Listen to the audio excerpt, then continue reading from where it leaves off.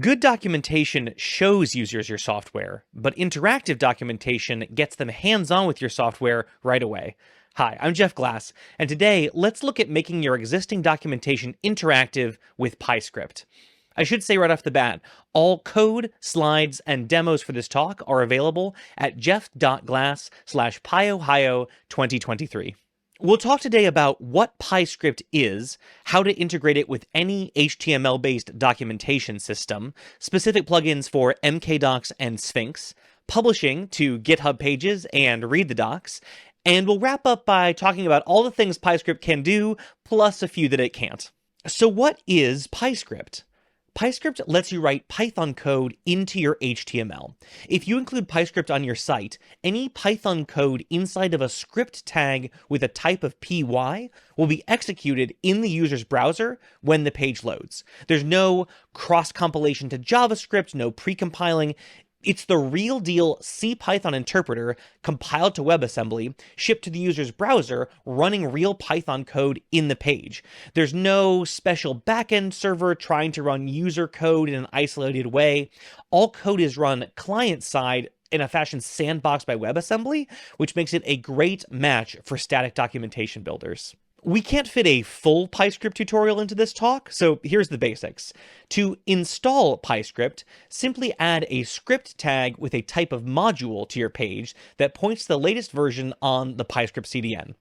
That's it. Any script tags with a type of Py will then run Python code when the page loads. To install Python packages at runtime, include a pyconfig tag on your page, whose contents can be either TOML or JSON, your choice. Either way, the packages key is a list of packages on PyPI you'd like to install, or URLs of wheel files that you've built yourself. Some of the PyPI packages have special pre-built versions that are meant to work with Python on the web. These will be automatically installed for you if you give their names. One last thing. The PyEvent syntax is used to hook up Python functions as event listeners on HTML elements. For instance, this bit of code uses the PyClick attribute to hook up the foo function as an event listener on this button. The foo function will be triggered whenever the event click is seen on that button. With those techniques under our belt, let's use PyScript to add some interactivity to a generic piece of documentation like this one, with some sample code blocks. Wouldn't it be nice for the user to be able to run that code immediately in their browser? Let's focus on just the first code block. The code for the site will be on the left, and the live example will be on the right. In this first demo, this is just a static HTML document that we've written by hand. Let's add some PyScript to it. To run PyScript on a simple page like this, first make sure the script tag which loads PyScript is present on your page. Next, write some Python code inside of a script tag with a type of py that achieves the effect you want to see. In this case, we'll just use the same code from the code block above. Now, it would be nice if this code ran when the user triggered it and not just on page load, so let's add a button to the page which will label run code. We'll wrap our previous Python code in a function and have it exec our previous code snippet.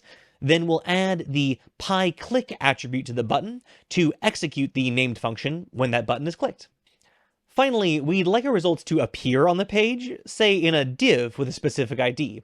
PyScript includes a utility function called display, which is exactly for this purpose. Inside our code snippet, we'll import display from the PyScript module, then call it to send our output to that div. Notice how the target argument to display matches the ID of the element where we want the output to appear. To make things even more interactive, we can use an editable area where users can enter their own code. We'll replace that code block with a text area, then modify our function so it grabs the contents of that text area and executes them. This is really just scratching the surface of the possibilities of interaction between the browser window and Python, but long story short, you can basically interact with any browser or JavaScript object from within Python. Really cool. That's the most basic version of PyScript integration, running some hard-coded or user-inputted code in response to some events. But thankfully for those of us writing documentation, we have much more advanced tools than handwriting our HTML nowadays. Let's look at two popular tools, MkDocs and Sphinx, and see how we can use PyScript within those. Here's a basic MkDocs site with the same example content as before. We'll install the MkDocs PyScript extension by running pip install mkdocs-PyScript, or install it in your virtual environment of choice. Then inside of mkdocs.yaml, add mkdocs PyScript to your plugins key. By default, every code block with a language of Py or Python gains a load button. When clicked, that code block is transformed into a runnable code editor where the user can look at, modify, or write their own code. When the run button is clicked, that code is executed using PyScript. In this case, it's actually run in a separate worker thread so as not to lock up the documentation's UI, no matter how bad the user's Python code is. There are a couple of additional configuration options that can be set in mkdocs.yaml. The PyScript version key specifies, unsurprisingly, a specific version of PyScript to use. Say if you want to run the bleeding edge unstable builds or a specific technical snapshot. The selective option means that only code blocks with the additional PyScript class will have the option to be loaded as editable code blocks, and other Python blocks will be ignored. This is nice if you only want users to be able to run some of your code. And it's just that simple. One plugin installation lets users run code inside your MkDocs site. The installation process for the Sphinx PyScript extension is similar but not identical. With a Sphinx site set up, run pip install Sphinx PyScript, or install it in your virtual environment of choice, then add Sphinx _ PyScript to your extensions list inside of conf.py. The Sphinx PyScript extension adds several new directives, which can be used inside of the restructured text format to add interactive elements on the page. Use the REPL directive to add an interactive code editor, whose output attribute specifies where the output for the editor should go on the page. You can also use the PyTerminal directive to add a terminal to the page, similar to a console. Feel free to sprinkle these liberally throughout your Sphinx documentation. Once again, with Sphinx, it's pretty straightforward. Add one plugin, and away you go. Let's talk about deployment. Because PyScript runs in the client's browser, it can run pretty much anywhere you can host a static site.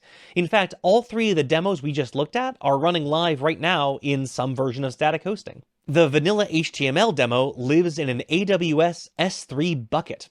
It's literally just an index.html file, and that bucket has static site hosting enabled. No additional configuration is required. The MkDocs demo is running on GitHub Pages, again with no further configuration required. If you use MkDocs' gh-deploy command, you could be running PyScript on your GitHub Pages right now. Finally, the Sphinx demo is running on readthedocs. The only configuration required here is that readthedocs needs a requirements.txt file to tell it what Python packages to install so it can build your site. In my case, just Sphinx, Sphinx PyScript, and the readthedocs theme. As you can tell, PyScript will run under just about any kind of hosting. There are lots of Python things that just work in PyScript thanks to the amazing work of the Pyodide team upstream of us. Under the hood, PyScript uses Pyodide, which is the CPython interpreter compiled to WebAssembly, plus an FFI layer which handles all that cool interacting with the browser stuff. PyScript can also use MicroPython compiled to WebAssembly, but for today, let's take a look at what parts of CPython do and don't work in the browser as it relates to your documentation. Almost all the Python standard library works, with a couple of key exceptions I'll talk about in a sec. The scientific computing stack, like pandas and NumPy, works fine in PyScript, and lots of additional Python utilities, like OpenCV or Pillow, display widget packages like Bokeh and Panel, Python tools like PyTest and MyPy, all work fine in the browser. That said, there are some limitations worth noting in basically three categories. First, you can't spawn additional processes or threads from Python, so packages which rely on the threading or multiprocessing modules may need to adapt to a single-threaded environment. Second, because the browser is not a typical operating system, packages that rely on the OS's window or UI tools like tkinter, turtle, or curses are unlikely to function in the browser. And finally, client-side code running in the browser doesn't have the same ability to make network connections as Python does running in a typical OS, so opening sockets isn't possible. If your code relies on the requests or URL-lib packages, I recommend looking at the pyodide-http package, which monkey patches requests and URL-lib to work in the browser, but opening sockets and SSL are right out. Other than that specific limitation, though, the sky's the limit. Whether you're crafting your documentation by hand or using tools like MkDocs or Sphinx, no matter where your documentation lives, your users could be running code and learning better with PyScript. Thank you. Again, all of this talk's slides and demos are available at jeff.glass/PyOhio2023. Also on screen now are all of the other places you can find me on the internet. And hey, go run some Python in your browser.